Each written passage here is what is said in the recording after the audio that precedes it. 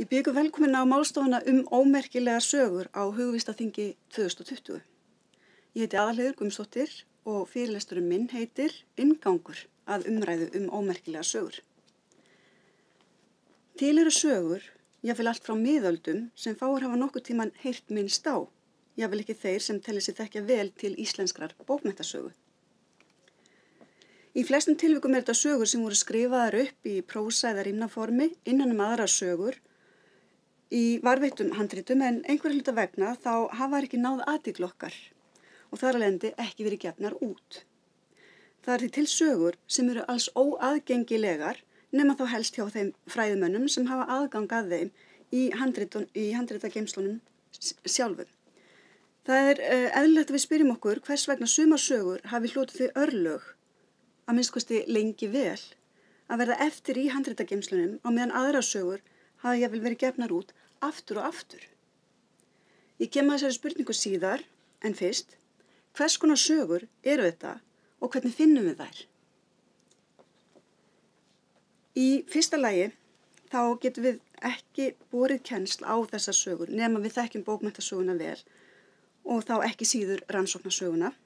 Ef við þekkjum þetta tvennt, þá förum við ólsjárátt að taka eftir sögutitlum sem við könnumst ekki við að hafa lesið eða séð getið í rannsóknum. Við getum rekist á þessa sögutitla í handritaskrám, söguskrám á borð við Lexikon der altnordischen Literatur eftir þá Rudolf Simek og Hermann Pálsson, farið í nafnaskrár í bókum sem fjalla bókmenntir í handritum, eins og til dæmis Romance in Iceland eftir Margaret Slough, nú eða lesið í bréfaskrif og sagnfræðirannsóknir manna á borð við Þormóð Torfason, sem var upp á 17. og 18. öld, eða gamlan sögulista á borð við þann sem Uno von Troil tók saman árið 1772 og gaf út í bréf rörandi Resa til Ísland árið 1777. En þar má finna áhugaverð titla á borð við Bjarnar Járnsíðu saga, saga af Ólafi Svenska, Sigurðar Hrings saga, Úlfs saga Uggasonar, Víkar saga og fleira. Sumar þessar sagna eru nú ókunnar, en í öðrum tilvikum koma söguhetjurnar fyrir í öðrum sögum, þar segja það kannski minnst á þær annars staðar, en eða þá að það sagt lítilega frá afrekum þeirra í sögum eða kvæðum sem fjalla aðrar hetjur. Í sumum tilvikum hægt að tala glataðarsögur. Og þá ekki þeirri merkingu að þetta séu upp til hópa lélega bókmenntir, heldur glataðar í merkingunni týndar, sem þar eru stundum með öllu, en stundum þó einungis að hluta, þar sem söguefnið ef til varðveitt í öðru formi, svo sem í rímum, eða þá að að ræða glataða miðaldasögu, þó til séu yngri gerðir, eins og til dæmis í tilfelli sögunar Huld tröllkonu, sem Sturla Þórðarson sagði Magnúsi konungi á skipi hans árið 1263. Miðaldasagan af Huld nú glötuð, en tvær endurgerðir sem varðveittar eru í handritum frá 18. og 19. öld og síðar aftur á móti þekktar. Þótt margar þessara sagna séu ennþá alls órannsakaðar, staðreyndin reyndar sú að nokkrar þeirra hafa verið að tínast fram úr handritageymslunum síðustu ár og áratugi. Mér langar til að byrja á því að nefna nokkra rannsóknir, reyndar allt frá því fyrir aldamót, þar sem fræðimenn víðs vegar að og stúdentar við Háskóla Íslands hafa tekið að sér að gefa út slíka texta. Auk þess að fjalla þá í fræðilegu samhengi. Hér má nefna rannsóknir á eftirfarandi 13 sögum, en listinn þó ekki endilega tæmandi. Peter A. Jorgensen gaf út Jónatans ævintýri í The Story of Jonatas in Iceland 1997. Sjálf gaf ég út Úlfams sögu árið 2001. Valgerður Brynjólfsdóttir gaf út rímur af Mábil Sterku í Emma-ritgerð sinni árið 2004. Sólveig Ebba Ólafsdóttir gaf rímur af Skógarkristi út í grein sinni Hver hefur það sem vinnur til árið 2006 og hafði áður gefið textan út í Emma-ritgerð sama ár. Tove Hón Olsson gaf út Tíódeli-sögu árið 2009. Haukur Þorgeirsson gaf út Ormarsrímur í doktorsritgerð sinni frá 2013. Teresa Dröfn Njarðvík gaf Gormsögu gamla og Þorkels sögu aðalfara út í Emma-ritgerð sinni árið 2016. Andrew Vaughan skrifaði Jasons sögu Bjarta og birti textabúta úr sögunni í grein sinni Jason Bjarti in Rímur and Saga árið 2018 og áður hafði hann reyndar unnið með Úlfsögu Uggasonar og þýtt hann yfir á ensku. Nú Massimiliano Bambi, hann hefur unnið með Starkaða sögu gamla, ekki gefin að þá út í heild sinni heldur rannsókn hans á sögunni frá 2018 fyllri en áður. Þetta grein sem heitir Starkar Across the Centuries sem hann birti eins og ég segi 2018. Nú Margrét Jóna Gísladóttir gaf út söguna af kongabörnum í Emma-ritgerð sinni nú fyrir árinu. Teresa Dröfn Njarðvík gefur út söguna af Ölvi sterka og rímur af sama efni í doktorsritgerð sinni sem hún vinnur nú að. Pétur Húni Björnsson, hann gefur sömuleiðis út rímur og sögu af Andra Jarli og söguna af Helga Prúða og Hjarandssonum í doktorsritgerð sem hann vinnur nú að. Og Vilborg Rósa Einarsdóttir, hún vinnur að útgáfu á Villefers sögu frækna í Emma-ritgerð sem í vinnslu. Að auki hafa nemendur gefið út í ritgerðum einstakar uppskriftir áður fyrirgefiði útgefinna sagna, það að segja, áður óútgefnar gerðir eða þá óútgefnar rímur. Frá síðustu árum mætti nefna sögur á borði Hálfdanar sögu Brönufóstra, Hrómundar sögu Gripssonar, Illuga sögu Gríðarfóstra og Sigurðar sögu Þöggla eftir ólíkum handritum og grettisrímur frá mismunandi öldum, en að sjálfsögðu leynast uppskriftir texta einnig í eldri ritgerðum, auk þess sem textasöfn á borði almúgabækur og miðaldaævintýri voru gefin út fyrir þennan tíma. Að lokum hafa verið dregnar fram í dagsljósið ungarsögur og jafnvel þýðingar frá sirka 18. öld og síðar. Hér mætti nefna Bertholdsögu sem Svanhildur Gunnarsdóttir gaf út í Emma-ritgerð sinni 1995, söguna af Lárein dvergakonungi sem Valgerður Hilmarsdóttir gaf út í B-ritgerð 2005 og 4 sögur frá hendi Jóns Oddssonar Hjaltalín sem Matthew Driscoll gaf út árið 2006. En út á hvað ganga þessar rannsóknir og hægt að finna á þeim sameiginlega fleti? Já, þær bera þess merki að vera frumrannsóknir. Það sem vel farið í varðveislu þeirra í handritum og þar sem sögurnar eru gefnar út fylgir yfirleitt ítarleg lýsing á handritunum og máleinkennum þeirra. Þetta nauðsynlegt að gera í upphafi svo áætla megi aldur sagnaefnisins og setja það þar með í samhengi við íslenska bókmenntasögu. Flestum þessum rannsóknum fylgir bókmenntafræðileg greining að einhverju marki eða þá umfjöllun tengsl sögunar við aðrar bókmenntir. Ef við skoðum vinsælustu efnistökin þá eru þau eftirfarandi. Það umfjöllun handrit, það að segja hefðbundin þemu handritarannsókna, umfjöllun einstakar gerðir og þá bæði prósagerðir og rímur, rannsókn á rímum og afleiddum prósa og annars konar formbreytingum, það að segja samanburðarrannsóknir. Nú, sögurnar eru settar í bókmenntasögulegt samhengi, þær eru tegundagreindar og það bókmenntagreining sem ein rannsóknar aðferðin og þá verið að rannsaka ritstjóran í rauninni eða skapandi skrifara og hvernig þeir setja mark sitt á heimsmynd, persónur, sögusvið og svo framvegis. Nú minna greining eða þjóðsagnafræðileg nálgun og lokum túlkun eða merkingafræði. Hvert söguefni gefur því tilefni til mismunandi rannsókna og tilvalið sem efni í lokaritgerð því þetta vera auðvelt fyrir kennara að aðstoða nemendur við að afmarka efnistökin eftir því hvort að ræða BA, MA eða doktorsritgerð. Mér langar til að segja ykkur svolítið frá minni eigin rannsókn á Úlfhamssögu sem var gefin út í ritröð Stofnunar Árna Magnússonar árið 2001. Sagan varðveitt í gömlum rímum, væntanlega frá lokum 14. aldar og 3 yngri prósagerðum frá 17., 18. og 19. öld. Í upphafi einbeitti ég mér að 2 prósagerðum sögunar, skrifaðar upp eftir aðalhandritum og fjallaðum þar efnislega í kantmagritgerð minni Úlfhamssaga og þróun álagarsendinga frá 1993. Í rannsókninni lagði ég áherslu á eitt megin þema, álög og álagasendingar, sem ég setti í samhengi við bóksögur og ævintýri úr munnlegri geymd. Í doktorsrannsókn minni á sömu sögu fjalla ég aftur á móti öll varðveitt, sögu og rímnahandrit og gaf út mismunandi gerðir sögunar, jafnt sem rímnatextann. Í rannsókninni lagði ég áherslu á líf og þróun sagnaefnisins í gegnum aldirnar og þær breytingar sem gerðar voru á því í hverju tilfelli. Fyrri hluti ritgerðarinnar fólst því mikið til í samanburði og meðal annars var leitast við að svara því hvaða áhrif formbreytingarnar höfðu haft og hvers eðlis helstu breytingarnar væru.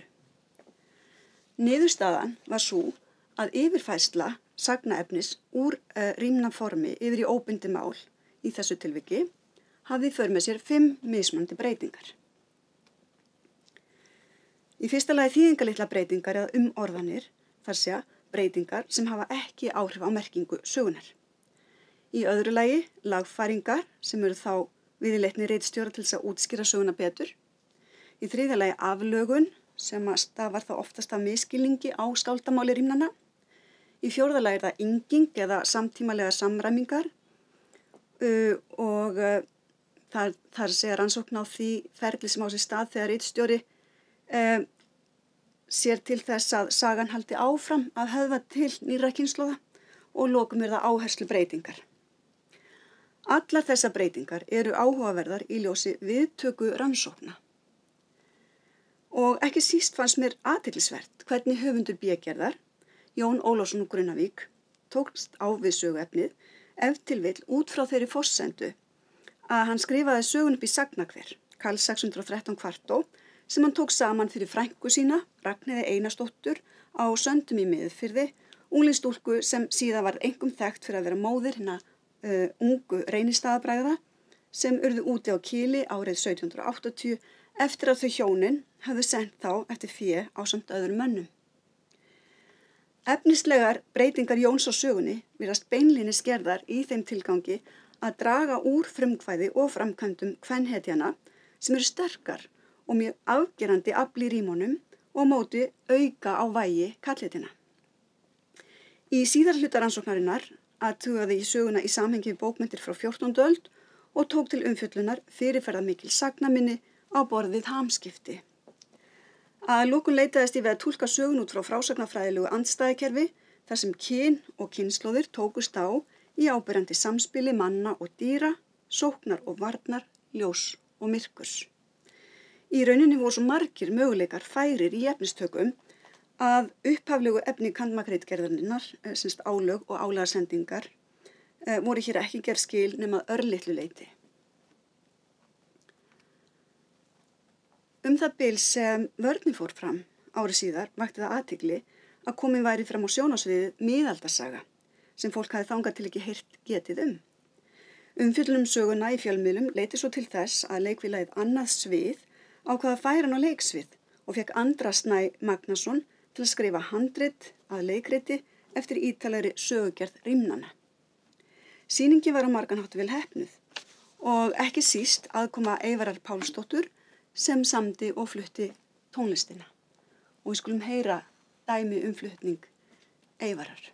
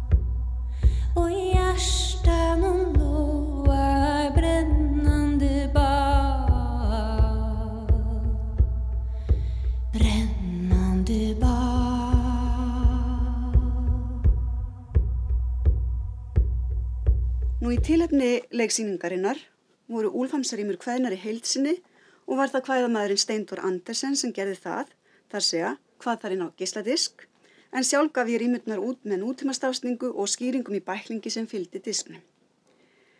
Það má því segja að Úlfams saga, sem enginn hafi heyrt getið nema ef til örfáir fræðimenn, hafi verið leidd fram á sjónarsvið í orðsins fyllstu merkingu. Í framhaldinu má spyrja, hvaða möguleika frekari rannsóknir og útgáfa á áður óútgefnum sögum komið til með að fela í sér? Er líklegt að þær endi kannski allar á leiksviði eða að samin sé þær tónlist? Miðað við listan sem ég sýndi ykkur áðan yfir nýlega rannsóknir í anda Úlfams sögu er það nú ekki beinlínis raunin. Jónatans saga og Théodels saga eru til dæmis enn tiltölulega óþekktar nema þá í þröngu fræðilegu samhengi. Mestu máli skiptir þó að textinn sjálfur eða textarnir nú aðgengilegir og talsvert til þeirra vitnað í fræðilegri umræðu. En hvert er gildi þessara sagna? Er þetta upp til hópa ómerkilegar bókmenntir sem verða kannski bara best geymdar áfram innan dyra handritakemslunar eða erum við að tala áður óútgefna dýrgripi? Í framhaldinu má svo spyrja hvaða viðhorf hafi ráðið því að sögurnar urðu svo lengi sem raun ber vitni út undan í fræðilegri umræðu og hvort þau viðhorf hafi breyst eða sé að breytast. Á þessu eru auðvitað allur gangur og sögurnar eru jafn ólíkar og þær eru margar. Á hinn bóginn má segja að gildi þeirra í umræðinni bókmenntir fyrir alda hafi aukist þar sem áherslu síðustu ára hafa breyst og áhugasvið fræðimanna og stúdenta breiðar en svo að þeir séu bundnir við skilgreiningu fyrri fræðimanna á því hvaða sögur megi teljast til listaverka og hvers konar söguefni sé þess virði að það sé fjallað. Það sem skiptir máli að það sögur sem við höfum verið að taka fram vekja athygli á og gera aðgengilegar, bæta allar einhverju við. Sjálfur í gjörn á að líta á íslenska bókmenntasögu sem mósaíkmynd, mjög stóra og litríka. Mósaíkmyndin á hverjum tíma fyrir sig breytileg og brotin misjafnlega fyrirferðarmikil.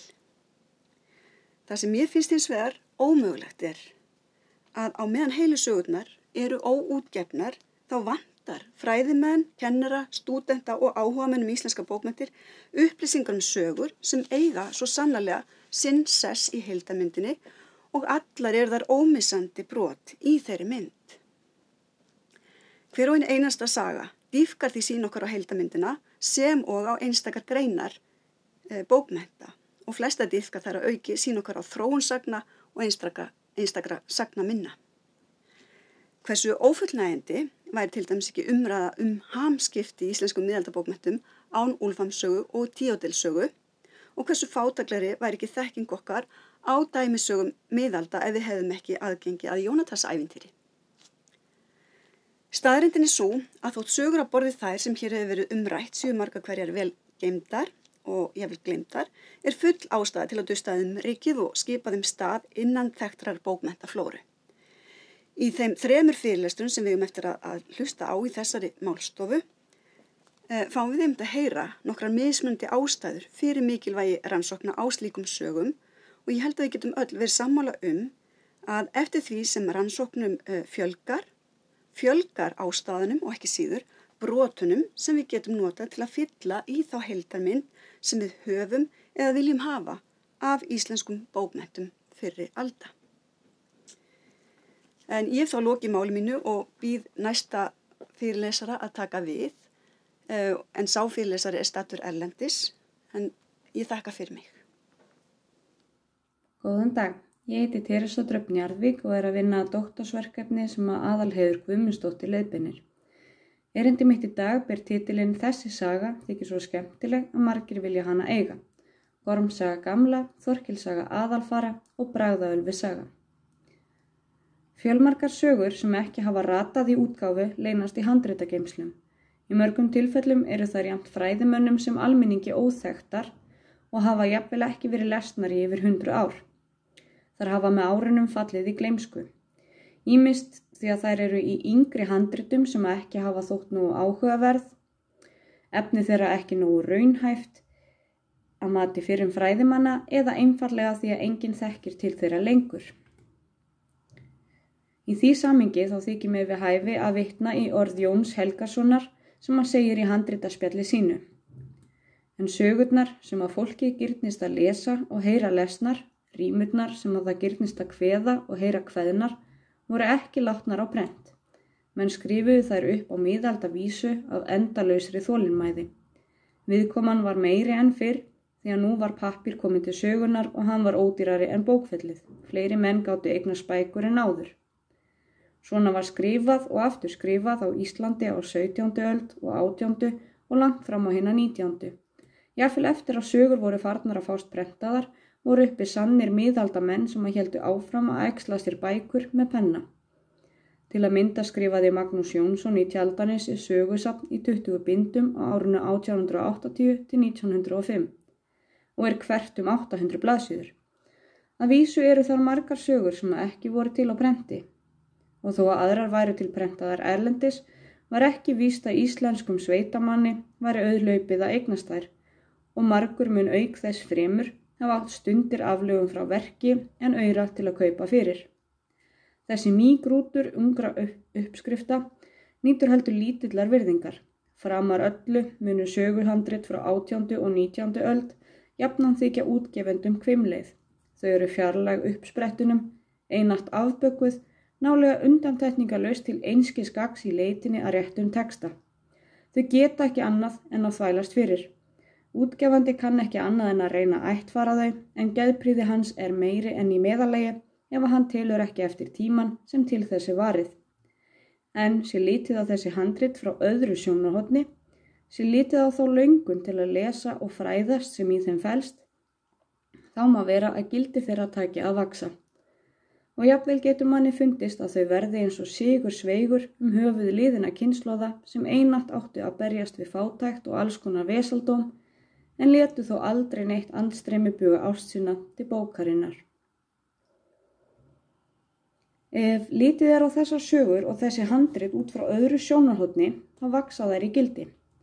Þær sögur sem að frá einu sjónarmiði þykja ómerkilegar verða stórmerkilegar. Sé til þess litið hvað þær geta sagt okkur það samfélag sem að skapaði þær, skráði niður, las og sagði á kvöldvökum, þeirra sem að tóku sér penna í hönd og aðlöguðu efni þeirra eða breyttu í takt við breyttar áherslur samfélagsins eða kröfur lesenda og áheyranda og gáfu þessum sögum með því margbreytilegt líf öldum saman. Í einhverjum tilvikum má þó sýna fram á að þessar sögur hafi á árum áður verið vinsælar meðal almennings. Það sögur sem að ég hef rannsakað sérstaklega í meistaranámi mínu og í doktorsnáminu eru gott dæmi þetta.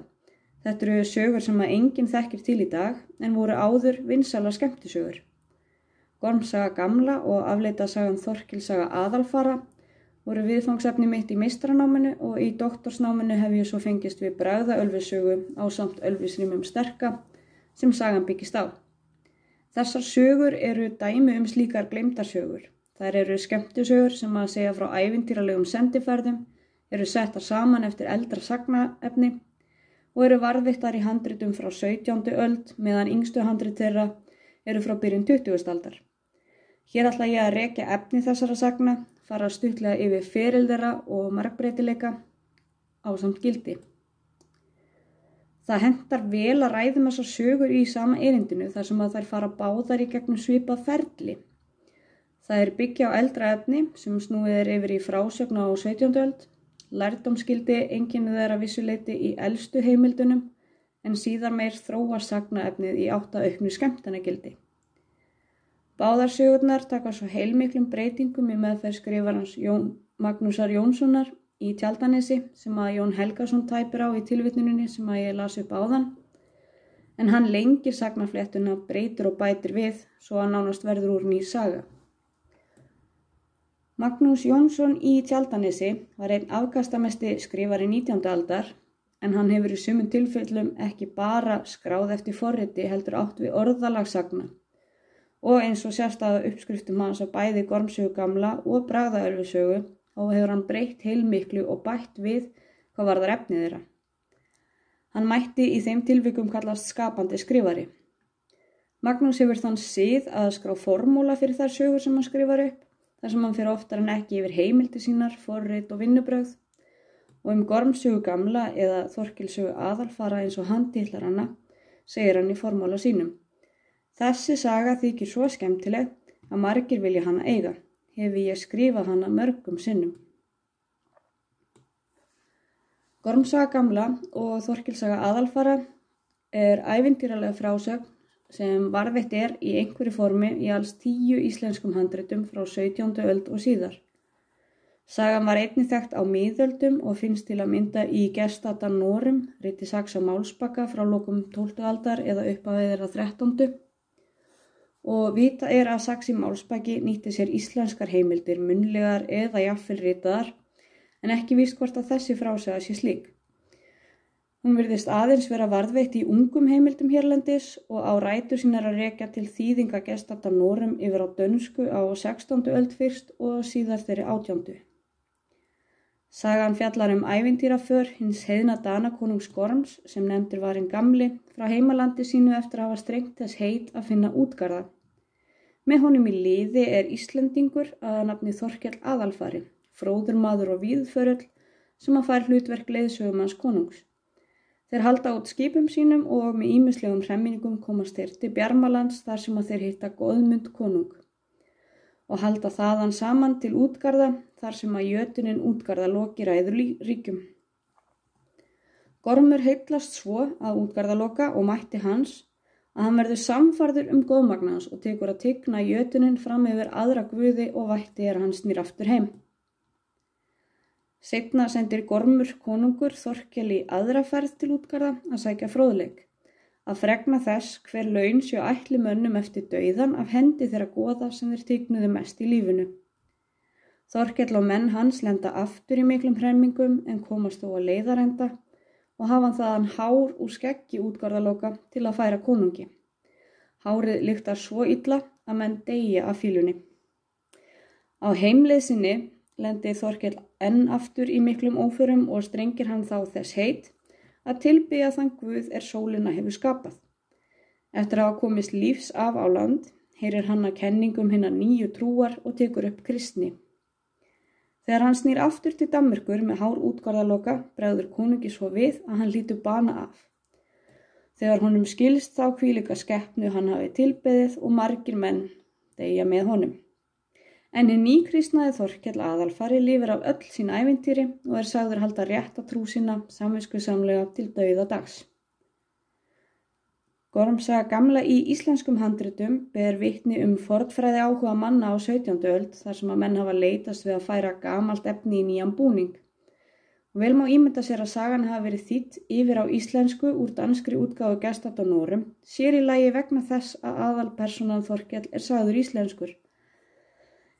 Í yngstu handritum sögunar stutt klausa skrifuð síðan aftan við hana, þar sem að Þorkell lofaður í hástert. Þar segir: Þessa sögu má telja með merkilegustu sögum.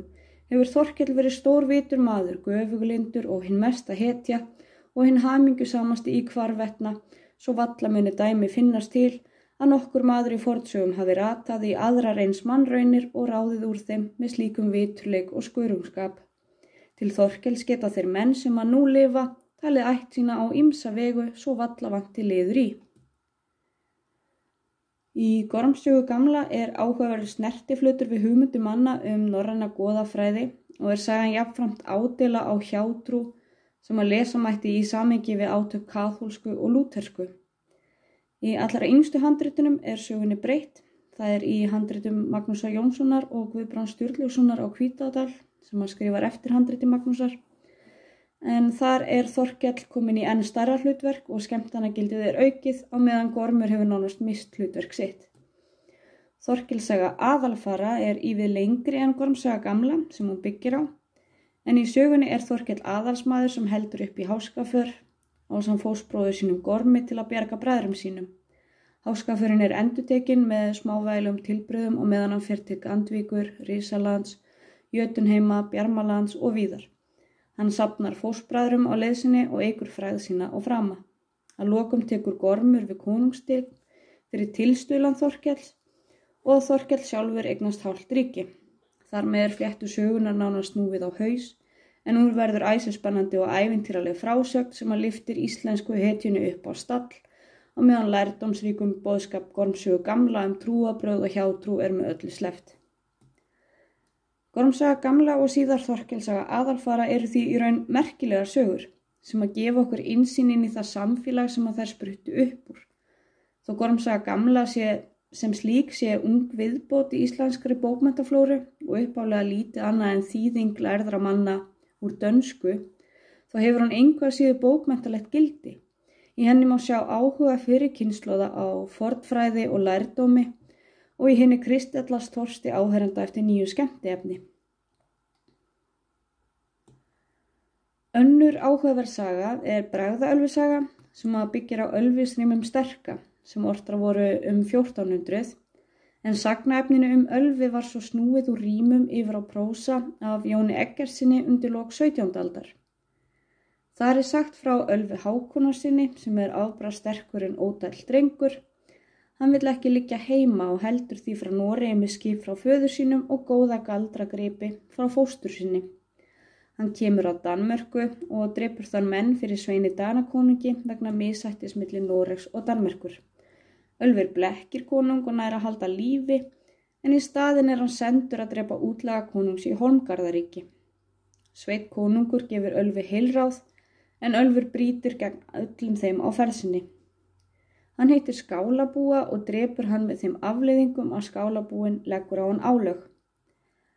Álögin eru þess eðlis að Ölfur muni fyllast elsku og þrá til hverrar þeirrar konu sem hann muni sjá og fái hann ekki að njóta hennar þá mun hann deyja. Síðar kemur Ölfur að borg einni og verður yfir sig ástfanginn af konu borgargreifans. Hann nauðgar henni og nemur hann á brott með sér en fangaður að lokum. Hann sleppur þó úr prísundinni með því að hjálpa konu í barslauð með galdragrip sínum og í kjölfar þess trúir borgargreifin honum fyrir því að hann sjálfur sé í álögum og geti ekki notið ásta með neinni konu. Segir hann eiginkonu sína nú vera ástfangna af Ölvi eftir að hann hafi hreft meidóm hennar og vill gifta hana Ölvi en ganga sjálfur í helgan stein.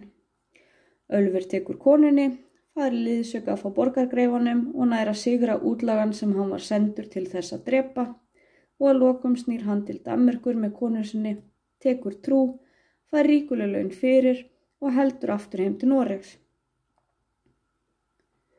Ferill Bragðaölvisögu fremur einstakur þar sem að áhugaverð þróun hefur átt sér stað í handritahefð hennar og felst sú þróun í efnislegum textaáhrifum, eins og ég kýs að kalla það. Það að textinn sjálfur hefur orðið kveikja að spássíu athugasemdum sem að urðu svo kveikjan að textaviðbótum. Hinn viðbætti texti hefur svo haft áhrif að textahefðina og að viðtöku sögunar. Í elsta varðveita handriti sögunar eru athugasemdir á spássíu með hendi Árna Magnússonar handritasafnara. Texti Bragðaölvisögu fremur knappur og á köflum gloppóttur þar sem að hröð framvinda eða óskýrt samengi torveldar skilning viðtakenda. Fyrir vikið hefur viðtakendum hans þótt vanta upp á og hafa skrifarar þá gert tilraunir til lagfæringar, eins og Árni Magnússon gerði með athugasemdum sínum á spássíu.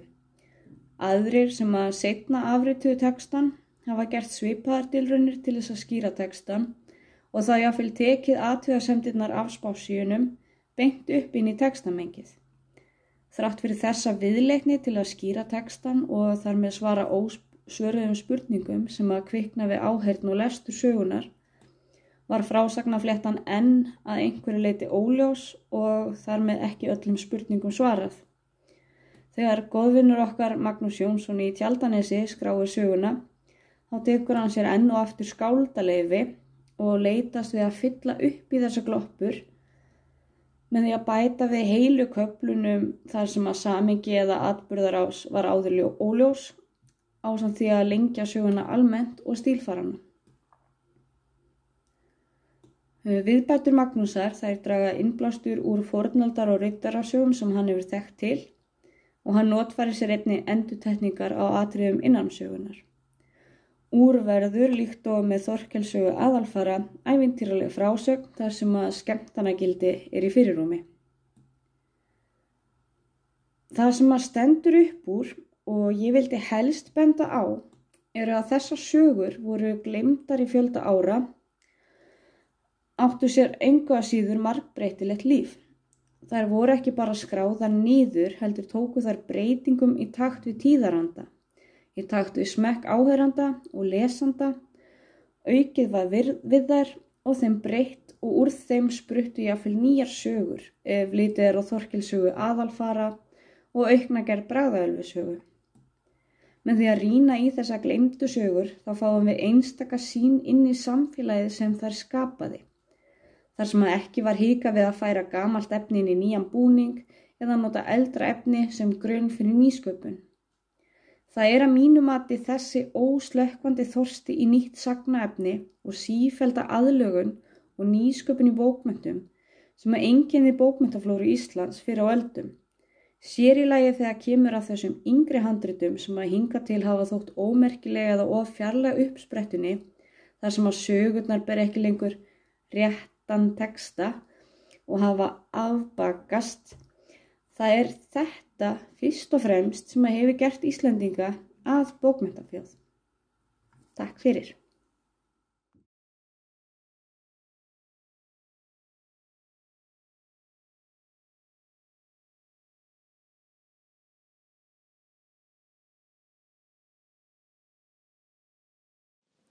Komiði sæl. Ég heiti Margrét Jóna Gísladóttir og þessi fyrirlestur unninn úr Emma ríkir minni verði þér allt til sigurs og lukku, sagan af kóngabörnum í ljósi handrita og hefða. Þar sem ég fjalla söguna af kóngabörnunum Sigurð og Signíu, einni Tryggva Karlssyni. Hér verða nefnd þau handrit sem hafa geyma söguna en ítalega verður farið í aðalhandrit hennar sem láti grundvallar stafréttri uppskrift. Efni sögunar var skoðað nánar og leitast var við að svara því hvers konar saga væri hér á ferð og hvað hún væri sprottin. Sagan af kóngabörnum varðveitt í ungum handritum og elsta þeirra frá því á síðara hluta 18. aldar. Þetta eru 11 handrit og eru öll sagnahandrit nema NKS 1802 kvartó sem inniheldur einungis þessa einu sögu. Að auki eru varðveitt handrit sem hafa geyma rímur Tryggva Karlsson og Jón Einarsson, bóndi á Skárastöðum í Miðfirði, skráður höfundur flestra rímnanna. Handritið NKS 1802 kvartó var tekið til grundvallar fyrir frekra rannsókn og notað sem forrit til uppskriftar. Í lexikondinu Altnordischen Literatur röð handrita raðað eftir því sem Rudolf Simek og Hermann Pálsson telja vera mikilvægasta eða elsta handrit ákveðnar sögu og NKS 1802 kvartó nefnt fyrst af þeim handritum sem þeir telja upp. Fræðimenn hafa vísað í handritið og má nefna rannsóknir á borð við Baylor with Evil Eye eftir A.H. Krappe, Romance in Iceland eftir Margaret Schlauch. Minni sögunar einnig að finna í Motive Index of Early Icelandic Literature eftir Inger M. Boberg og kemur þá í ljós að mörg þeirra eru sambærileg minnum úr fornaldar- og riddarasögum. Þótt sum þeirra eigi einungis heima í söguna af kóngabörnum. Aðalheiður Guðmundsdóttir fjallaði söguna í umræðum Stjúpálög í Kandmak ríkir sinni, Úlfhams sögu og þróun álögasendinga og vísar í handritið. Að lokum vísaði Davíð Erlingsson í söguna sjálfa í grein sinni Sagan gerir mann birtist í Skírni 1992. Skriftin í NKS 1802 kvartó nokkurs konar kansili eða kansili brotaskrift og auðveld aflestrar. Greinamerkjasetning óregluleg eins og búast má við í handriti frá þessum tíma og þó nokkuð styttingar og bönd.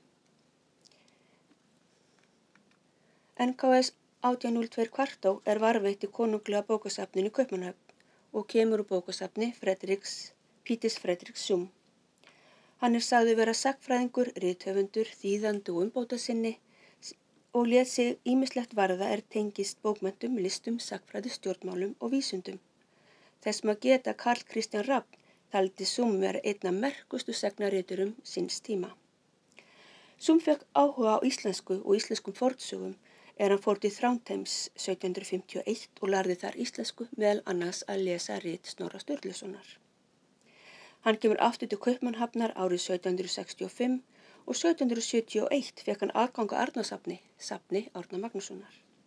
Hann fær íslenska stúdenta í Kaupmannahöfn í lið með sér til að skrifa upp íslensk handrit, til dæmis skiptum fyrir mat. Sumar af þeim uppskriftum sem eftir liggja hjá Sjúm eru eintök tiltekinna texta þar sem frumritin hafi eyðilagst eða týnst. Það eru nánast engar upplýsingar handritið NKS 1802 kvartó, svo sem eins og hvenær það skrifað, hver skrifaði það og alls engar upplýsingar söguna sjálfa, hvort sem að ræða uppruna hennar, höfund eða aldur. Það má ætla að handritið sé skrifað á síðara hluta 18. aldar, það er að segja frá þeim tíma Sjúm sneri aftur heim frá Þrándheimi og þar til hann lést árið 1789. Því má áætla að handritið hafi verið skrifað á tímabilinu 1771 1798. Það eina sem við vitum í raun með vissum handritið að það skrifað á íslensku með kansili brotaskrift og kemur úr bókasafni Sjúm. Við það má bæta að þegar hið nýja konunglega danska bókasafn var opnað almenningi árið 1793 kom megnið af handritum þess úr bókasafni Sjúms, sem einkenndist þó meira af afritum en frumritum. Samanburður var gerður á nokkrum handritum með það að markmiði að finna skrifara NKS 1802 kvartó og komu nokkrir menn til greina. Höfundur sögunar hins vegar alls ókunnur, eins og algengt með miðaldasögur, en samanburður handrita leiddi í ljós að sagan nú varðveitt í 2 gerðum. Það helsta sem aðskilur þessa gerðir að aðalsögusvið A-gerðar Púl, Mikligarður, Hólmgarður, Ungaría og Bjarmaland, en í B-gerð það England, Írland, Skotland og Tröllaheimar nefnast Skandvík. Nöfn persóna ekki öll þau sömu, þó svo ákveðnar sögurhetjur gegni sama hlutverki innan sögunar. Hér má nefna að í upphafi A-gerðar kemur ekki fram heiti kongs og drottningar, né hvað ríki þeirra fyrir en í lok sögunar. Í B-gerð hins vegar talað hringkonung Englands og drottningu hans Signíu og eru börn þeirra Sigurður og Ingibjörg, en í A-gerð heita börnin Sigurður og Signý. Í báðum gerðum kemur fram að í Garðshorni býr Tryggvi með foreldrum sínum, en Tryggvi þessi verður síðan fóstbróðir Sigurðar. Í B-gerð kemur strax fram heiti foreldra Tryggva, Úlfur og Ísigerður, en í A-gerð þess einungis getið í sögulok. Þá heita þau Eiríkur og Vigdís. Í B-gerð það Hrólfur kongur á Írlandi sem rænir Ingibjörgu, systur Sigurðar, en í A-gerð það Galdrakongur sem rænir Signíu, systur Sigurðar. Þegar þeir fóstbræður lendi í tröllahöndum þá heita tröllin Skrimnir og Skrugga í A-gerð, en eru nafnlaus í B-gerð, eru bara nefnd tröll og síðan vísað í þau sem risa og skessu. Til þess að leysa systkinin Harald og Þóru álögum stjúpu sinnar, Grímhildar, þarf Sigurður að sofa á fótum risans en Ingibjörg á fótum skessunar, en Tryggvi þarf að vaka. Í gagnálögum Haralds þarf Grímhildur stjúpa þeirra að standa með annan fótinn á konungshöllinni og hinn á kastala þeirra systkina og mun brenna upp að mitti en aldrei drepast fyrir þau komast lífs af eða dauð verða. En hins vegar í A-gerð stjúpan Æsa sem leggur á Herlauga og Ingibjörgu og þarf Tryggvi að sofa hjá Skruggu eða Ingibjörgu heilan vetur og láta síðan Skrimni eða Herlauga vita að hann hafi barnað systur hans og það á sumardeginum 1. til þess að álögin leysast. Í gagnálögum Herlauga Æsu refsa með því að hún rifin í sundur af ólmum hundum. Í B-gerð það Hrólfur, sá sem rændi Ingibjörgur, handtekinn og hengdur, en í A-gerð þá heggur Tryggvi höfuð á Galdrakongi með sverði. Í báðum gerðum brúðkaupi lokin, 4-falt í A-gerð en 3-falt í B-gerð. En í báðum gerðum fær Tryggvi Ingibjörgu, sem þó annars vegar systir Herlauga í A-gerð en systir Sigurðar í B-gerð. A-gerð sögunar varðveitt í alls 8 handritum, þar af elstu handritunum sem frá seinni hluta 18. aldar. 2 þessara handrita, LBS 1510 kvartó og handriti Eigu Böðvars Kvaran, skrifuð af Magnúsi Jónssyni í Tjaldanesi og tilheyra safni hans Fornmannasögum Norðurlanda. Eitt þessara handrita á uppruna sinn í rímum og skrifað af Jóhannesi Jónssyni frá Haukadalshreppi, Laxárdalshreppi í Dalasýslu. B-gerðin varðveitt í 3 handritum frá síðari hluta 19. aldar. Þegar litið nánar á söguna sjálfa þá hún löng, flókin og marglaga. Hún fjallar Kolbeini Tryggva sem verður fóstbróðir Sigurðar Kongssonar, ferðalag þeirra 2 og ævintýr. Systir Sigurðar, Signý, rænd á galdrakongi og kemur það í hlut þeirra af Bjarginni. Hér rísa menn upp frá dauðum til þess eins að geta barist við þá fóstbræður aftur næsta dag. Hér álög, gagnálög, stjúpa og refsing, tröll og skessur, orusta, sigur, úlpa sem ekki býtur á járn og besta sverði heimi og fjórfalt brúðkaup í lokin. Í sögunni birtast hinn ýmsu minni sem eiga einnig heimi í öðrum sögum, svo sem fornaldarsögum, riddarasögum, ævintýrum og jafnvel Íslendingasögum. Þegar minnaskrá Inga Bóbergs skoðuð kemur í ljós að það einnig minni sem eiga einungis heima í sögun og kongabörnum. Það má því segja að sagan sé samansafn minna sem höfundur hefur raðað saman og búið til sína eigin sögu. Hann hefur þekkt vel til þeirra hefðar sem að sækir minni sín í. En eins og áður sagði höfundur ókunnur, eins og gjarnan miðaldasögur og því ekki vitað aldruðu uppruna hennar. Eins og áður hefur komið fram þá fékk Zoom íslenska stúdenta til að skrifa upp fyrir sig handrit og einn af þeim var Þorlákur Magnússon Ísfjörð og skrifaði meðal annars upp handritið NKS 1144 fóljó að beiðni Zoom. Talið að NKS 1144 fóljó sem skrifaði seinni hluta 18. aldar. Þorlákur kom til Kaupmannahafnar 1771 og stundaði laganám við Kaupmannahafnarháskóla og sneri heim til Íslands 1776 og því hefur handritið sennilega verið skrifað á þessu tímabili. Sumir telja þó að Þorlákur hafi ekki verið traustu skrifari, til dæmis vegna þess að blöð týndust úr handritum sem voru í hans umsjón. Auk þess talið hann hafi reynt að láta handrit líta út fyrir að vera eldri, til dæmis með því að skrifa þ í staðan fyrir eð. Og sumir segja að hann hafi samið sögu og látið sem hún væri gömul Íslendingasaga eða Hafgerðssögu Færeyings, en sjá nánar það í rannsókn Píters A. Jörgensen, Hafgerðssaga Flateyings, okkur segi ég Færeyings, an 18th century forgery. NKS 1144 fóljó dvelur í sér yfir 140 útdrætti úr ýmsum sögum úr mismunandi bókmenntaflokkum, svo sem Íslendinga, fornaldar og riddarasögum, auk rímna. En þegar handritið skoða nánar kemur í ljós að í miðri Sigurðar á blaðsíðu 254 tvöföld blaðsíða sem opnast út. En þar skráð niður nokkurs konar ættatala ásamt tengingum á milli ýmissa söguhetja.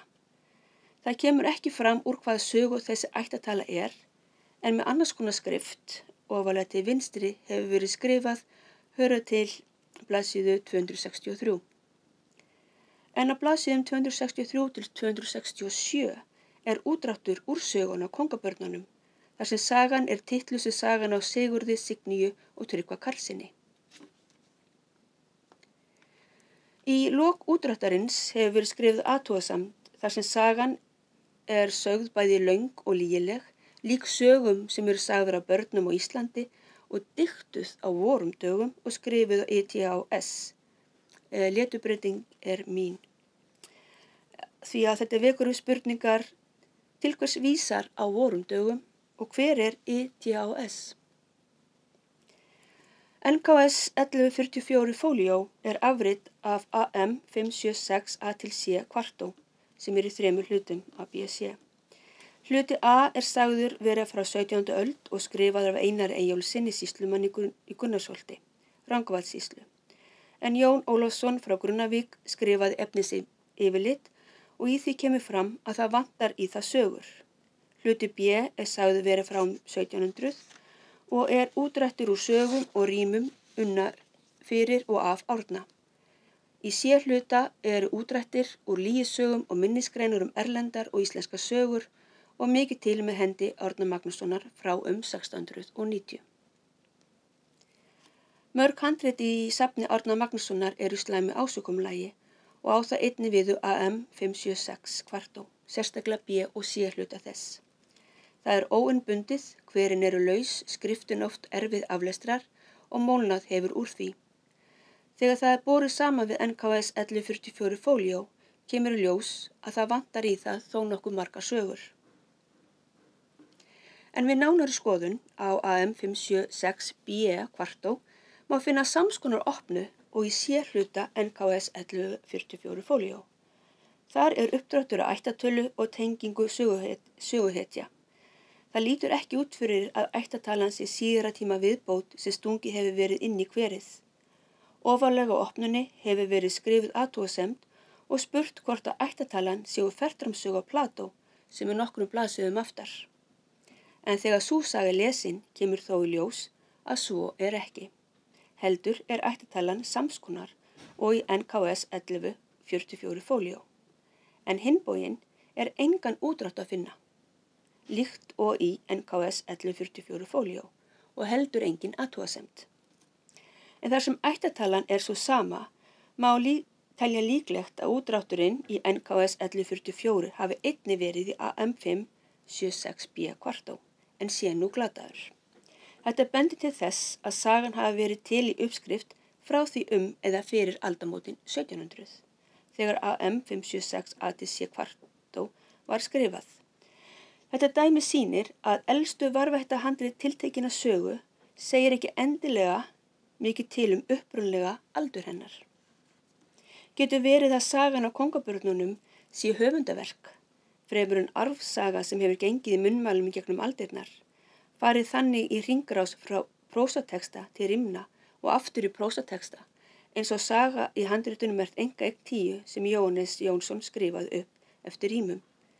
Eða er þetta bara saga þar sem höfundur á seinni hluta 17. aldar hafi tekið sér til og raðað saman ýmsum minnum úr fornaldar- og riddarasögum og jafnvel ævintýrum og skapað þannig sína eigin sögu, lygisögu. Hafi hún verið skrifuð á vorum dögum og átt er við þegar AM 576 kvartó var skrifað, þá er líklegt að sagan sé 1700. Það leyti eða nokkru síðar en þær sögur sem hafa verið flokkar sem lygisögur komu fram. Upprunalegt handrit sögunar er annarkvort glatað eða hefur ekki komið í leitirnar. Sagan er greinilega þó íslensk, enda leitar höfundur hennar fanga í fornaldarsögur á borð við hrafnistumannasögur og frumsöndum riddarasögum, þar sem heimurinn liggur allur undir, formúlur og orðatiltæki sverja sig að auki í ætt við slíkar sögur. Í bókmenntasögukafla sínum í íslenskri bókmenntasögu segir Torfi H. Tulinius að í þessum sögum gáfu íslenski sagnaritarar ímyndunaraflinu lausari taum en í flestu öðru sem þeir festu á bókfelli á miðöldum. En hver er þessi ETHS? Í íslenskum æviskrám má finna mann sem geti líklega verið ETHS. Eftir komu fornmenntastefnunnar jókst áhugi á þýðingu sagna úr erlendum tungumálum og einn af þeim sem þýddi slíka sögur var Jón Þorláksson, sýslumaður. Hann stundaði nám í Hólaskóla, var síðar í þjónustu hirðstjórans Henrik Bjelke í Danmörku. Árið 1668 bjó hann að Skriðuklaustri að Víðivöllum en flutti að Berunesi í Suður Múlasýslu 1704 og lést 8 árum síðar. Hann var í ritun talinn vel þokkaður, týndi saman úr eldri ritum, ásamt því að honum er og eignað að hafa samið þáttu og sögur af fornmönnum finna má í handritum. Samkvæmt handrit.is eru nú sagt 40 handrit tengt Jóni með einhverjum hætti, hvort sem hann er sagður eigandi þeirra, höfundur, þýðandi eða skrifari sagna. Og ég fann eina sögu sem Jón Þorláksson er sagður höfundur að, eða Þórisþáttur Hasts og Bárðarbirtum. Nafn Jóns passa vel við skammstöfuna ETHS og auk þess passa tímatalið ef sagan er samin í kringum aldamótin 1700. Það má því ekki útiloka þann möguleika að Jón sé höfundur sögunar þótt auðvitað ekki sé hægt að fullyrða neitt slíkt.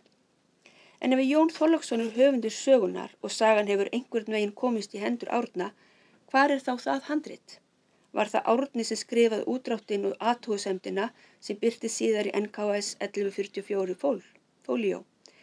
Þegar litið er betur á þau handrit sem innihalda söguna kemur í ljós að þau eru öll á Íslandi nema NKS 1802 kvartó og engar upplýsingar að einhver af þeim handritum sem voru á Íslandi hafi einhvern tímann verið í Danmörku. Það er einnig sérstakt að sum handritin eru nánast samorða, svo sem NKS 1802 kvartó, IB 138 kvartó og Sám 6, en þó með örlittum tilbröðum, en samt þannig að þau hljóta að vera náskyld. Hér hefur verið fjallað sögun af kongabörnunum Sigurð og Signíu og einnig Tryggva Karlsson. Elstu handrit sögunar eru frá síðara hluta 18. aldar, en sagan sjálf er sennilega samin fyrir aldamótin 1700.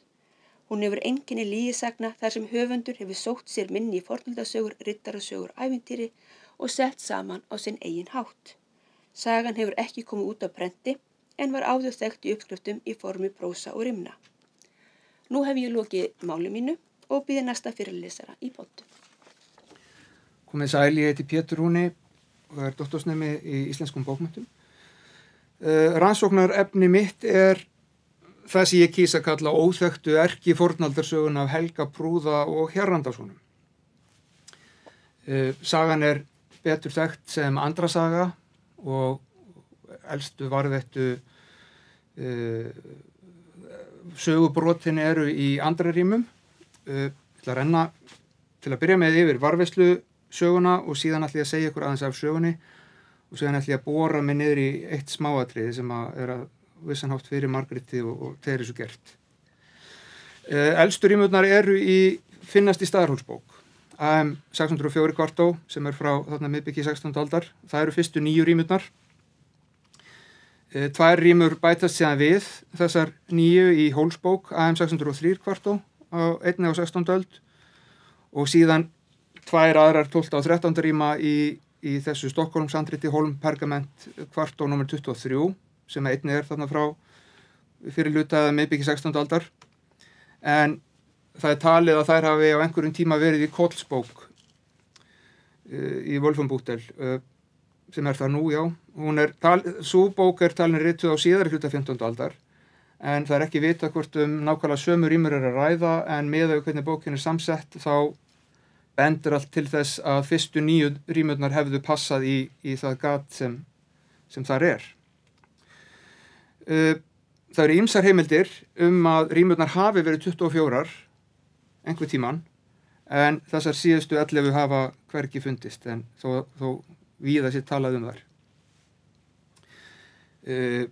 Það er talið að rýmurnar hafi verið skrifaðar eða ortar upp eftir ritari sögu og það er talað til dæmis þá Andra Jarl, þá andstæðinga Andra Jarl og Högna Hjarrandasson í skíðarýmu og bósarýmum. Þannig að söguefni hefur verið þekkt og í bréfi sem að séra Torfi Jónsson sendi honum Torfiusi, það hefur verið í lok 17. aldar 1686 líklega, að þá telur hann upp andra sögu meðal þeirra sagna sem að Árni á að hafa safnað eða fengið þarna á 17. öldinni. En sú saga er týnd og glötuð. Það verða síðan til yngri andrarýmur. Þær eru skrifaðar þarna upp úr 1800, kom út í Viðey, eða prentaðar í Viðey 1834 og það voru Hannes Bjarnason, Gísli Konráðsson og Efemía Benediktsdóttir, þá eiginkona Gísla Konráðssonar sem að ortu þær. Hannes orti þarna 1-9 og 12 og 13, Gísli orti 10 og svo 14-24 og Efemía þá 11. Hennar Efemíu er hins vegar ekki getið sem höfundar í þessari rýmna þó að það sé svona alkunn sannindi að hún eigi þessi 11. rýmu. Í lausamáli verður sagan ekki til, allavega ekki eins og við sjáum það í heimildum annar staðar en fyrst í þessu handriti LBS 381 fóljó. Þar er hún skrifað af Einari Bjarnasyni á Mælifelli og hann hefur líklega lokið þeim skrifum 1820 og er þá þessari sögu bætt við handritið en handritið var að stofni til ritað af öðrum Tómasi Tómasinni á þessum árabili þarna 1790 til 1800 og síðan bætist Einars saga aftast í það handrit. Nánast sami texti í LBS 678 kvartó sem hérna frá miðri 19. öldinni og rituð af Þorsteini Þorsteinsinni á Heiði. Og síðan eru önnur handrit LBS 1767 kvartó sem að Jóhannes Jónsson á Smyrlahóli skrifaði og svo 2 handrit sem að Magnús Jónsson í Tjaldanesi skrifar þarna með það bil 20 ára millibili. Sagan hefur einu sinni verið prentuð og það var útgáfa sem Benedikt Gröndal gerði og lét sem væri skrifið upp eftir fornu handriti. Hún kom út í Reykjavík 1895. Allar þessar lausumálssögur byggja á eldri rímunum eins langt og það ná, en eftir það þá greinast sögurnar í 2 flokka í svona gróflega.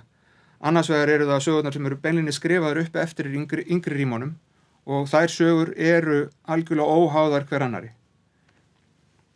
Það deila sama söguefni en allt orðfæri og orðalag er mismunandi. Aftur á móti saga Einars í LBS 381 fóljó og LBS 678, þær byggja ekki á yngri rímunum. Þær hafa sitt efni einhvers staðar annars staðar frá og mig langar að vera með svona milli ályktun að það sé líklegt að yngri rímurnar byggi á þessari sögu eða einhverju forriti þess sem að þeir hafa verið að skrifa Þorsteinn og Einar. Söguþráðurinn, nú þarf ég aldrei að taka sprett. Logi konungur á Hálogalandi og hann giftur Rögnu sem dóttir Bjarmalands konungs. Þau eiga börnin Svanhvíti og Helga prúða. Svanhvíti fögur, gáfuð, réttsýn og ráðagóð. Helgi prúður, eins og viðurnefnið gefur til kynna. Hann hugdjarfur, fer að heiman og í landvinninga þegar hann 15 ára gamall. Heimtar þó skip og menn af föður sínum sem hann segir að sé gamalmenni og skar og aumingi en hann vilji fara í landvinninga. Hann rýkur á stað en mælir svo að Svanhvít eigi að fá allan föðurarf en hún megi ekki giftast neinum sem ekki jafningi hans Helga. Svo vill til að ekki fjarri maður, Hárekur Hjarðarson, sem björt og glæsileg hetja, fullkomið mannsefni fyrir Svanhvíti og hann fullkominn jafningi Helga prúða, bróðurinnar. Þannig að þetta eins og svona match made in heaven. Hann á bræður, Hrómund og Herrauð. Þeir eru líka miklar hetjur og Herrauður mjög klókur og gáfaður en yngsti bróðurinn, Högni, hann kolbítur og það segir bæði sögun og í rímunum að hann liggur allsber við eld og til engra hluta nýtilegur. Hann aftur á móti stærstur þeirra allra og það sagt þegar hann kynntur til sögunar að hann sé ákaflega stór og ósýnilegur. Hvernig svo sem að maður fært allir að passa saman. Andri Jarl, hann aftur á móti berserkur. Hann sonur Þrims úr Jötunheimi, hann á bræður, Þránd, Þráin og Ljót og systurina Helgríði. Þeir bræður eru allir hamramir, berserkir, en Helgríður virðist fyrir einhvers konar tröllskessa. Andri vill fá sér konu og hann pínir Svanhvíti í hjónaband og Svanhvít bregst við því með að senda fót frá hann Finna sem við hirð föðurinnar eftir hjálp og segir hann að sækja Hárek og bræður hans. Hárekur kemur og ætlar að drepa Andra og giftast Svanhvíti, leysa málin.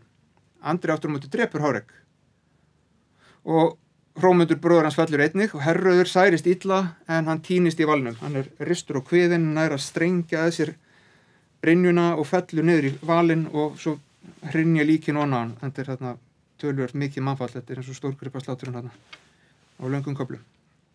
Þegar að bardaganum líkur fara Svanhvít og Gyða, skemmumar hennar, kanna valinn, finna Herrauð, flytja hann heim í skemmu og græða hann þar í leyni. Högni aftur á móti, kolbíturinn, hann vill hefna bræðra sinna og verður alveg brjálaður. Hann vill drepa Andra en hann ætlar líka að drepa Svanhvíti af því að Svanhvít hafði engt Hárek til þess að frelsa sig. Hann fær hjá föður sínum galdraskirtu sem hvorki eldurinn í vopn geta grandað og faðir hann sendir til dvergana Fjalas og Kjala sem smíða handunum risastóra göldrum slungna gattakylfu. Hann fer séð með dvergunum til Halla Logaða sem Andri situr með Svanhvíti. Þar hefst sláturinn á nýjanleik, hann drepur berserki hægri vinstri og nær á endanum að drepa Andra. Ætlar þá að rjúka til og brenna Svanhvíti en hættir við þegar hann fréttar hún hafi grætt Herrauð bróður sinn hann vill aftur á móti ekki gifta Svanhvíti þó hann hafi unnið til hennar, heldur vill hann fara og finna Helga bróðurinnar, Helga prúða, og drepa hann. Þeir finnast og þeir berjast í löngu einvígi þangað til þeir eru báðir úrvinda og hníga í ómegin. Herröður lætur þá færa þau sikkur áttina, lígur á báðum með heimti dauður, þeir sjá ofsalega eftir öllu saman, hann leiðir þá saman, þeir fallast í faðma og í fóstbræðralag. Og þarna komin svona kjarna fóstbræðralag sögunar. Og þá taka við áframhaldandi svaðalfarir sem er allt og langt mála að fara yfir, en liðið stækkar stöðugt. Þeir virðast ekki geta farið í neitt barda aðeins að þeir græði nýjar hetjur sem eru flestir jafn miklar hetjur og þeir eru sjálfur, allir ósegrandi, og þeir gera eins og hluti, til dæmis fer Högni í haug til Bölverks sem er þar uppvakningur, situr í haugi sínum, drepur hann og hirðir haugféð. Þeir fóru að drepa móður Andra og síðar í sögunni þá grípur Helgríður systir Andra til sinna ráða, segir til sin mann sem heitir Finnálfur, og það getur náttúrulega engin maður með slíkt nafn verið góður. Og hann fær hann til að blekkja sína Herrauðs, sem heita sjálfsögðu Hárekur og Rómundur, til að einfalda málið. Segir þá til fylgilags við sig og saman fara þeir að berjast við Helga prúða, finna Helga, berjast við hann og Finnálfur drepur Helga. Högni ærist við þetta. Hann ríkur á stað til að hefna Helga, en í hamaganginu við að rífa sverðið Andra naut sem hann hafði hýrt af Andra og hann af það sem það hékk upp á vegg, þá strýkst oddurinn þess við brjóst Svanhvítar á þess að Högni taki eftir því og það rispar hana. Högni fer í burt til að hefna en sár Svanhvítar vex og hún deyr af sárinu. Hún er sett í haug og þegar Högni kemur heim eftir góðan hefndarleiðangur og þá er hann rétt í þann veginn að springa á harmi, fer inn í hauginn, setur risastórt bjarg sem að 13 manns gætu ekki hreyft fyrir haugdyrnar svo enginn komist inn og hann deyr hjá Svanhvíti í haugnum. Þetta er margt mjög típist í þessu og þetta er svona löng runa af, það má segja að það megi lesa þetta sem langa runu af svona brúðarleiðangrum, vegna þess að ekki einungis græðist ný hetja í hverjum leiðangri, heldur virðist líka græðast ný prinsessa og það verður alltaf vandræðamál hvað á síðan að gera allar prinsessurnar, hver á að giftast hverjum og annað slíkt. En þessi saga það bili eins og ég var að fara yfir hana úr handritinu þarna LBS 381 fóljó, hún var skrifuð upp í handritaskóla Árnastofnunar í Kaupmannahöfn í fyrra af okkur Margréti og Teresu meðal annars. Og þá varð okkur tíðrætt það hvað það var margt í þessu sem að myndi á Bjólfskviðu. Og það var stundum var það eiginlega bara vandræðilega mikið og þess vegna langar mig til þess að taka aðeins upp þann þráð. Magnús heitinn Fjalldal, hann var mjög duglegur við að hrekja allar hugmyndir manna venslið við Bjólfskviðu eftir að Guðbrandur Vigfússon nefndi það svona í framhjólaupi að ýmist eftir Gretti sem myndi á Bjólfskviðu. Þá fór fjöldi fræðimann af stað og skrifaði ýmislegt það hvernig þeim fannst þeir geta tengt hitt og þetta.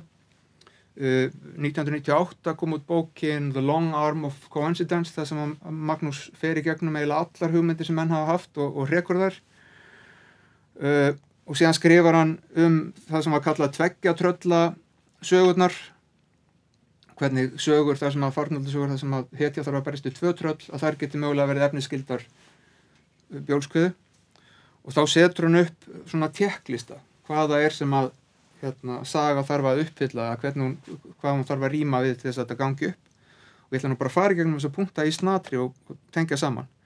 Hann segir að, eins og Tolkien segir í fræðimennirnir og fórinjurnar, þá talar hann að Grendel og móður hann sé í raun og veru í aðalhlutverki, og séu aðalpersónur þannig lagað, í fyrir helmingi Bjólfskviðu, en það gerist aldrei að tröllið að fórinjur gegnir svona vegamiklu hlutverkum í íslenskum fornöldasögum.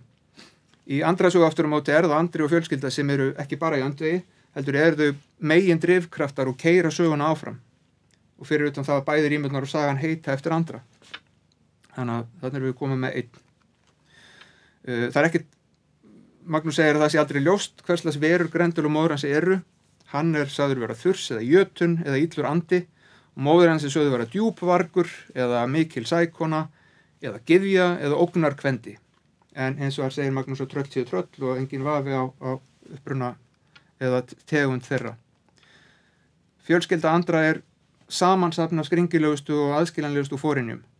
Andri er sonur Þrjáns úr Jötunheimi sem er sagður konungur Þursa þeir eru komið bæði með jötun og þurs.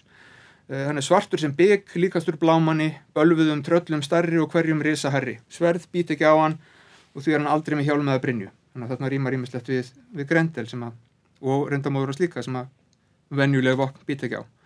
Móðir Andra, hún er göldrótt, hún spýr eitri, grenjar og bítur, skiptir sköpum og þegar þau berjast við hana er hún að hálfu ormur, eða það er að segja dreki. Hún er kölluð kerling, gargan og yrpa, en hún er einnig kölluð gyðja. Bæði í elstu rímunum og í sögunni. Og fyrir utan það er ekkert víst að allir séu sammála því að tröll séu einsleitt, samanber Ármann Jakobsson. Norræn tröll búi í hellum hátt upp til fjalla langt frá mannabyggðum, en svo Grendel og móðir hans búa í hellum til vatnsborði ekki langt frá Heurót og þá er það þó í óbyggðum. Fjölskylda Andra er náttúrulega jötnakyns og hann býr á samt bræðrum sínum meðal manna þó þeir sem ég sé ekki alltaf að síðan þeirra. Móðir hans býr á eyju út á hafi, ekki langt undan. Föðurbróðir hans aftur móti býr í helli á annarri eyju og systir hans, hún býr í helli undir fossi. Þannig að ýmislegt sem tengist þarna. Magnús segir að í engri fornaldasögu megi finna dæmi þess að hetja berjast óvætt móður hans, en Högni berst bæði við Andra og móður hans og reyndar hann og hans fylgisveinar drepa bara alla fjölskyldu Andra. Norrænu tröllin tala mikið en Grendel og móður hans tala ekki. Andri talar vissulega mikið en móður hans talar aldrei. Tröll sem kemur við sögu í fornaldasögum er aldrei nafnlaust eins og móður Grendels, en í Andra sögu aftur á móti heitir móðir Andra ekki annað en móðir Andra eða Andramóðir. Grendel vill éta Danir hráa en tröllin elda þau. Móðir Andra reyndar étur einn hráan en það er í sjálfsvörn. Hún drepur hann í rímunum en í sögunni þá fer hann inn í hana með sverð Andra í höndunum og nær að rista hann á kviðin innan frá. Og síðan er þetta með að segja það menn til síðan göldrum eða ríða húsum og mönnum og éta þá. Það sem hann segir að sé algengara meðal drauga og uppvakninga og það er ekki mikið slíkt í þessari sögu og það er eiginlega veikasti punkturinn og minnsta tengingin við þetta. En aftur á móti má segja að Helgríður systir Andra, hún segir til sín menn og til að bæta upp fyrir það að hún skuli ekki fara og drepa menn, þá er hún drepin af dreka, bara svo að það öllu sér til að haga haldið. Og það er fleira sem tengir, til dæmis að þegar Högni berst við Andra þá náðir ekki saman að því að hann þarf að berjast við svo marga, hann fer í gegnum svona, hvað hann segja, hann þarf að fara í gegnum svona vopna haf eiginlega. Þannig til hann kemst til hans og segir í rímunum Högni slær á hægri arm halur nam orku njóta, allan gjörði axlar karm Andra niður að brjóta. Og í sögun er þetta rætt meira að hann hafi brotið handlegginn algjörlega í spað og Andri flýr þá undan Högna til sjávar. Og þarna þetta minnir nú dálítið á Grendel. Högni eltir hann, kastar sér til sönds og endar með því að grýta hann og höggva í hel og berja hann í spað þarna á tóskeri. Og síðan notar Högni sverðið Andra naut til að drepa Sám sem er bræðrungur Andra. Þannig að það er ákala margt svona sem kallast mjög mikið á og þessi yfirferð var svo þessu væri til haga haldið, takk fyrir.